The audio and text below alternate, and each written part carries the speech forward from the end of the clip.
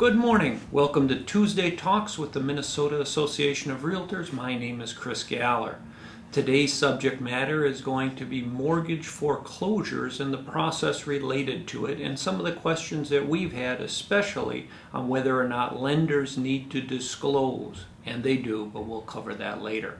All the information is found in what's called our Realtor Desktop Reference Guide. The Realtor Desktop Reference Guide can be found on the front page of the Minnesota Association of Realtors website. You can download it to your computer and you can use it at any time you'd like. Mortgage foreclosures. It's important for realtors in today's society to understand the mortgage foreclosure process, even if it's just in general terms. It's very highly regulated and it's one of the most complicated in the nation. Today we're going to go through a few provisions, but this is not an overview of all the legal ramifications that you may run into. It is good for you to review. There's 4 pages dedicated to mortgage foreclosures in the Realtor Desktop Reference Guide. The first part of it is redemption periods. In the state of Minnesota, there's a lengthy redemption period, and that comes after you do what's called a notice for foreclosure, notice for the sale, which is the foreclosure sale itself. What will happen is the lender will send a notice or advertise in the local newspaper. They must do this at least 6 weeks in advance of the sheriff's sale. They also will file what's called a summons for civil action. This is a personal summons to the seller of the property or the owner of the property so that the mortgage company can protect its rights if it decides to use what's called the 5-week. And that is, if indeed they use this 5-week redemption period, it's if the seller has abandoned the property.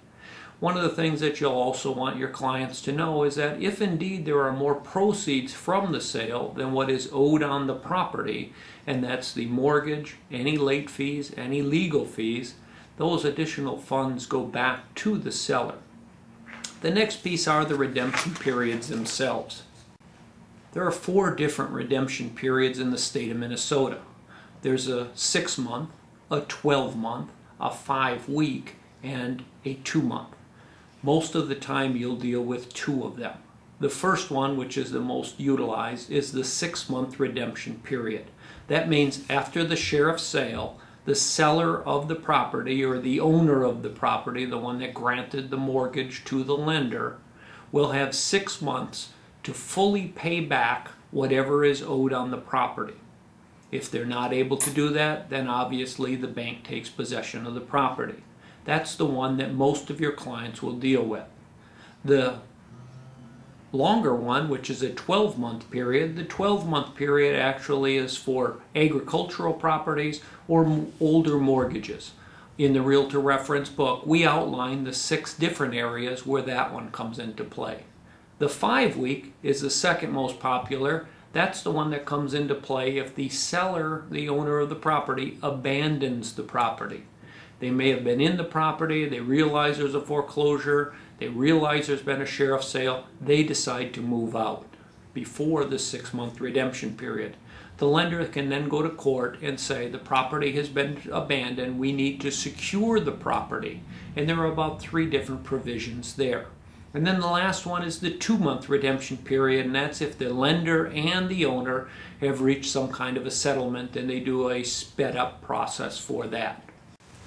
The last piece we're going to cover today is seller disclosure. There's been a lot of confusion about seller disclosure in the current statute, which is in Minnesota Statutes 513.54.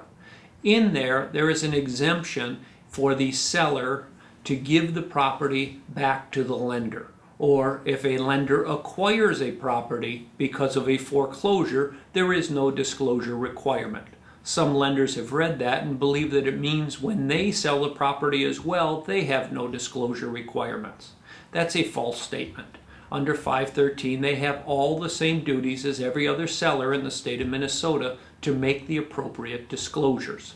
Now, disclosures, and we will do a future on material fact disclosure, is any ordinary purchaser's use and enjoyment of the property or any intended use of the property. And we have a form for that called the seller's disclosure form.